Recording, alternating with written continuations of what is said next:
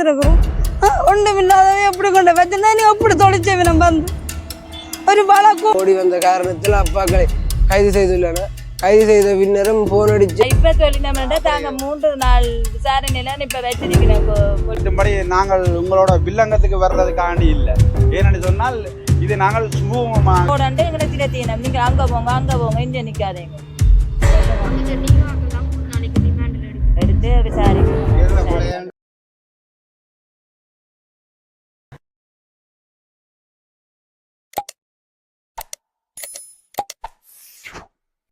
இதில் பார்த்தீங்கன்னா இந்த ஊர் மக்களும் அந்த உறவினர்கள் அந்த பாதிக்கப்பட்ட மீனவர்களின் உறவினர்களும் வந்து இந்த இடத்துல வந்து இப்போ கவனஈர்ப்பு ஆர்ப்பாட்டம் செய்து கொண்டிருக்கணும். அதைத்தான் நீங்கள் பார்க்குறீங்க. என்ன பிரச்சனை என்பதை அவை உறவினரிடம் கேட்டு தெரிஞ்சு கொள்வோம். பெரியவு 254 அதில் வந்து செவரத்தில் மேண்டன் ஜாஜாக குடும்பத்தோட 3 வருஷம் இருக்க போனது போட்டில் காலை 8 மணிக்கு தான் நாங்கள் போனது. இதை எடுத்து கொண்டு போனால் அந்த கேமராவிலாம் விழுந்துருக்குங்க. அப்படி போன போட்டே இப்படி மறைச்சு கொண்டு போயிருக்கிறோம். ஆனால் அவை அப்படியான ஆட்கள் இல்லை. அந்த இவ்வளவு சனம் இருக்குது கொண்டு பாருங்க. கஷ்டப்பட்ட குடும்பம் அண்டைக்கு குழச்சி ஜீவிக்கிற குடும்பம் ஒன்றும் இல்லாத ஆட்களை கொண்டு இப்படி வச்சிருக்கிறோம். அதுகளெல்லாம் அங்கே அழுகுது கழிஞ்சு 2 பிள்ளை படிக்கிற பிள்ளை இன்றைக்கிட்ட 3 நாள் அங்கே தூங்கி 2 நாள் அங்கே இருந்து தூங்கி சாப்பாடு தண்ணியெல்லாம் வந்திருக்கிறோம். ஒன்றும் இல்லாதவே எப்படி கொண்டு வச்சிருந்தா நீ எப்படி தொலைச்சவினம் வந்து ஒரு வழக்கம் ஒன்றும் இல்லை. 3 கோடிச்சுக்கு அழுகுதுகள் சிறைக்கு.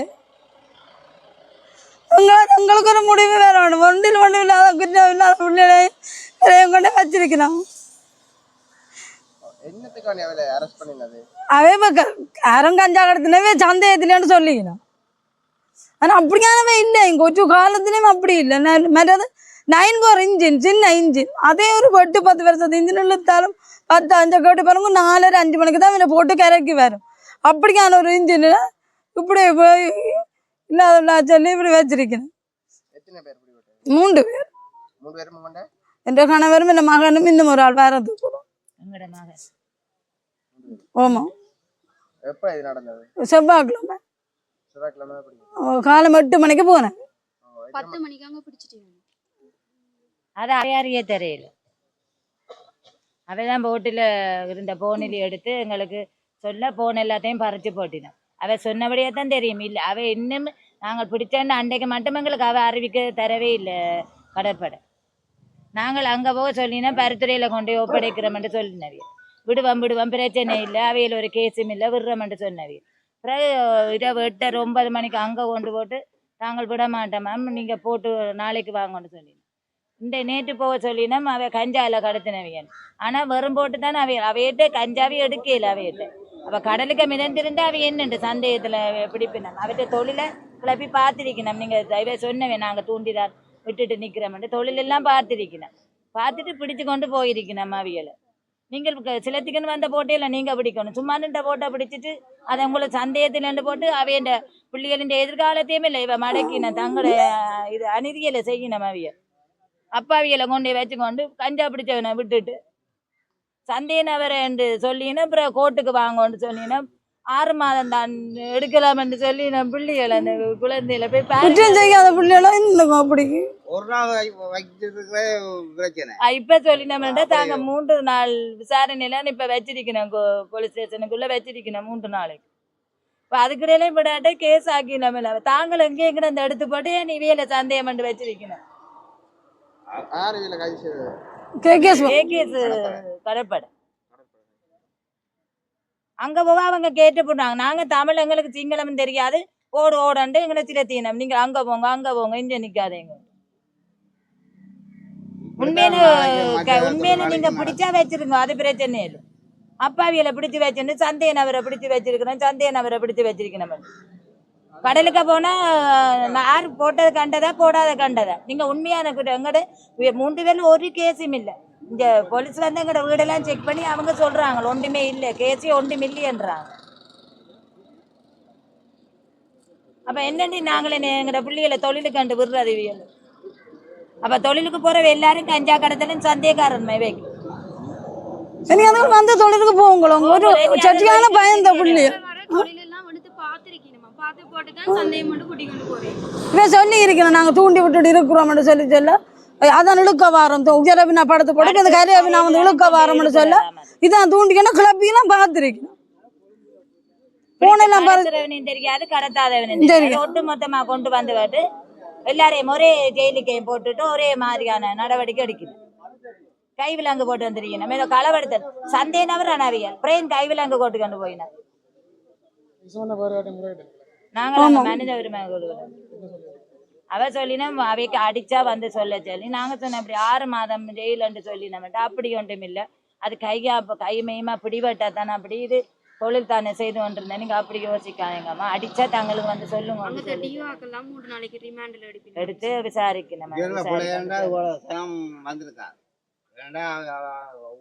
இதுவரை காலம் எங்களுக்கு தெரியதக்கா அப்படியான அநீதி நடந்திருக்கு. காரணம் என்னன்னு சொன்னால், செவ்வாய்க்கிழமை விடிய காலமே தொழிலுக்கு போன போட்டை கடற்படையினர் கைது செய்திருக்கணும். காரணம் அவர்களால் எந்த ஒரு தவறும் நடைபெற இல்லை. காரணம் பக்கத்தில் இருந்த போட்டை கஞ்சா மூலம் பிடிச்சு கொண்டு வந்திருக்கணும். இவியலை சந்தேக நபர் என்ற ரீதியிலான இவியலை போட்டிருக்கணும். ஆனால் இவ்வளோ மக்களும் எந்த குற்றம் நடந்த இதுலேயும் ஊர் மக்கள் வந்து வாதாட வாய்ப்பில்லை. இப்படி ஒரு இதில் நீங்கள் கேள்விப்பட்டதும் இல்லை. ஊர் மக்களாகிய மக்கள் எந்த ஒரு குற்றவாளிக்குரிய இதுக்கும் வந்து வாதாட மாட்டினோம். உங்களுக்கே தெரியும். இதை விட நாங்களும் அந்த தொழிலுக்கு அவியலுக்கு முன்னால் தான் போயிருக்கிறோம்.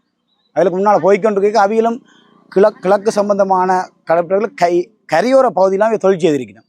அவியல் தாங்கள் தூண்டிய போட்டுட்டு கடலில் தூண்டிய போட்டுட்டு திருப்பி அவியல் தூண்டிய இழுக்கிற போது தான் கடற்படையினர் வந்து கைது செய்திருக்கணும். எந்த ஒரு குற்றவாளியாக இருந்தாலும் குற்றவாளிக்குரிய இதை சரியான நாங்கள் எங்கள் இடத்துலையும் கொண்டு செல்ல இல்லாமல் இருக்குது. நாங்கள் இங்கே வந்து மக்களால் வாதாடி கொண்டு கேட்கக்கூடி எந்த ஒரு இதுக்கும் எங்களுக்கு அமைப்பும் வந்து முன்னுக்கு வேற இல்லை. இதை பற்றி கதைக்கிறதுக்கு மனுஷர் இல்லை. அதை விட அமைச்சரும் வந்து பற்றி கதைச்சிருக்கிறார். கதைக்கிறது அவையில் தேர்தலை பற்றி கதைக்கிறமே வெளியே வேறு ஒரு எந்த ஒரு சாப்பாடும் இல்லை. சந்திரசேகரன் கடத்தொழில் அமைச்சர் சந்திரசேகரன் வந்திருக்கிறார். அவர் வந்து இதுக்குரிய தீர்வு சாருன்னு சொல்லியிருக்கிறார். இதுக்கு சார் இது வரைக்கும் எந்த ஒரு தகவலும் இல்லை. அவர் வந்து நேரங்களுக்கு உறுதிமொழி கூற வேணும். விளங்குதா? 3 பேரை என்ன தேப்பன் 2 ஒரு பிள்ளை, அதை விட இன்னொரு அவர் பிள்ளை மாதிரி தான் அவரையும் கொண்டு போயிருக்கணும். அவருக்குரிய நீதிகாரி தான் இங்கே பதாகைகள் போடப்பட்டிருக்கு. உங்களுக்கு நீங்களே நேரடியாக பார்த்துட்டு பதாகைகள் போடப்பட்டிருக்கு. பதாகைகள் போட்டாலும் அதுக்குரிய தீர்வை நீங்கள் நிச்சயமாக தந்தே தீரணும். இதை நீங்கள் நீதிமன்றம் மூலம் கொண்டு செல்ல வேணும். என்று சொன்னால் கொண்டு சொல்லணும்னா நாங்கள் இனி போகிற மீனவர்களுக்கும் இதுதான் பிரச்சனை நடக்க போகுது. குற்றவாளி இல்லாத இதை கொண்டே கடற்படை கைது செய்து போட்டு வந்து திருப்பி அவர்களுக்குரிய இதைத்தான் நீதிமன்றங்கள் சமர்ப்பிக்க போயிடும். சமர்ப்பிக்கிறதால நாங்கள் போராட்டம் தான் நடத்துவோம் மொழிய இதுக்குரிய தீர்வு நீங்கள் தர மாட்டீங்க. வாழ்வாதாரத்தை நீங்கள் அதோட குடும்ப நிலையிட்ட வாழ்வாதாரம் சரியாக பாதிக்கப்பட்டிருக்கு. அதோட படிக்கிற பிள்ளைகள் அதை விட மனசு வந்து தெருவோரத்தில் வந்து நிற்க வேண்டிய சூழ்நிலைக்கு கடற்படையினர் நிச்சயமாக இதற்குரிய தீர்வை தர வேண்டும் என்று தான் நான் கேட்கிறேன். எனது பேர் ஜவுசன். நான் பலாலி வடக்கு அன்னபுரத்தில் வசிக்கிறேன். நேற்று செவ்வாய்க்கிழமை கைது செய்யப்பட்டது எனது அப்பாவும் எனது அண்ணாவின் நண்பருமாக.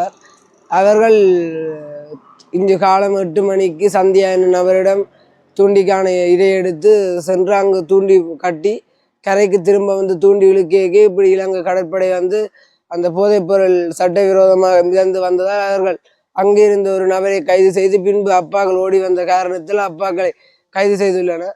கைது செய்த பின்னரும் போன் அடித்து அப்பாக்கள் அடிக்க சென்றதால் அண்ணா உடனே போன் அடித்து இப்படி சங்க தலைவரிடம் சொல்ல சொல்லி கூறினார். அதன் பிறகு அம்மாக்கள் கேகேஎஸ் கடற்படையிடம் சென்ற போது அவர்கள் சொன்னார்கள், ஒரு பிரச்சனையும் இல்லை, சந்தேகத்தில் பிடிச்ச நாங்கள் விடிய விட்டுருவோம், நீங்கள் இப்போ பருத்தித்துறை போலீஸ் ஸ்டேஷனுக்கு போக சொல்லி அங்கே போய் இப்போ 2 நாளாச்சு இழுத்து கொண்டு இருக்கணும். அப்படி அவையண்ட வழிப்படி வந்தால் கஞ்சா கடத்த போகிறோம்டா என்னென்ன காலம் 6 மணிலேருந்து 8 மணி வரைக்கும் சூடி எடுத்து தண்ணி போத்தல் எல்லாம் கொண்டு போவாங்க சாப்பாடுகள் உண்டு. அவர்கள் அது கூட ஒரு விசாரிக்காமல் இருக்கிறார். சரி, ஃபோன் நம்பரையாவது செக் பண்ணி பார்த்துருக்கலாம். இலங்கை கடற்படை அநீதி முறையில் போதியை நாங்கள் குறிக்கணும். இப்போ விடுதலை செய்ய 2 போட் பிடிச்சிருக்கோம். அவர் சக்கோட்டையில் அவர் சக்கோட்டை அவரையும் பிடிச்சி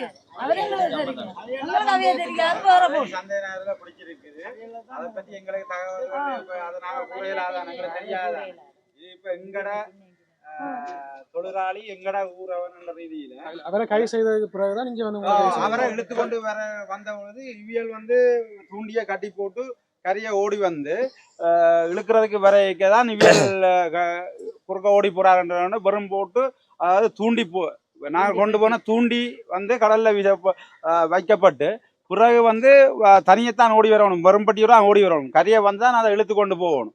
இழுத்து கொண்டு போறதுக்கு ஓடி வரைக்கல தான் இவளை தென்பட்டதில் சந்தை நகரில் என்ன சொன்னா கலப்பட்டு இதண்டு இவள் மிதந்த எடுத்து கஞ்சாவில் எடுத்திருக்கோம். இப்போ எங்களுக்கு தகவல்கள் வருகுது.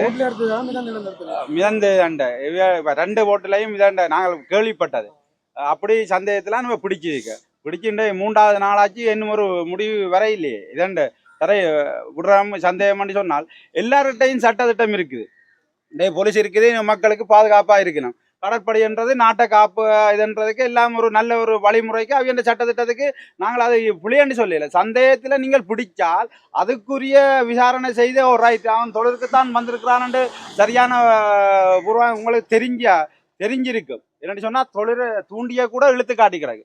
அப்படி இருந்து உங்களுக்கு விளக்கம் இல்லாமல் ஒரு அப்பாவியலை கொண்டு போய் நீங்கள் சிறை வச்சு இந்த குற்றத்தில் சாட்டுறதுன்னு சொன்னால் என்னென்னு நாங்கள் மக்களை ஏற்றுக்கொள்ள முடியும்? என்னென்னு அடுத்த கட்ட நடவடிக்கையாக நாங்கள் தொழிலுக்கு போக முடியும்? நிம்மதியாக நாங்கள் போய் என்னென்னு தொழில் செய்ய முடியாது. 8 மணிக்கு இங்கே 9 போர் இஞ்சில் இங்கே இருந்து காலை 8 மணிக்கு இங்கே இருந்து வெளிக்கிட்டு போய் என்னண்டு ஒரு 20 மைலோ 25 மைல் 30 மைல் கடந்து போதைப் பொருளையோ என்னத்தையோ கடத்தி கொண்டு வர முடியாது. சரியா? ஜிபிஎஸ் உங்களுக்கு டவுட் சொன்னா உங்களுக்கு சகலதுன்னு தெரியும். ஜிபிஎஸ் வந்து இது எத்தனை கிலோமீட்டர் ஓடி கிடக்குது, அந்த நம்பரை இப்போ இந்த நம்பர்ல இந்த ஓடி வந்தால் இது எத்தனை கிலோமீட்டர்ல வந்திருக்குன்றது வந்து உங்களுக்கு தெரியும். தெரிஞ்ச நீங்களாம் நேவி படையில இருப்பியல், உளவுத்துறையில இருப்பியல் இதண்ட.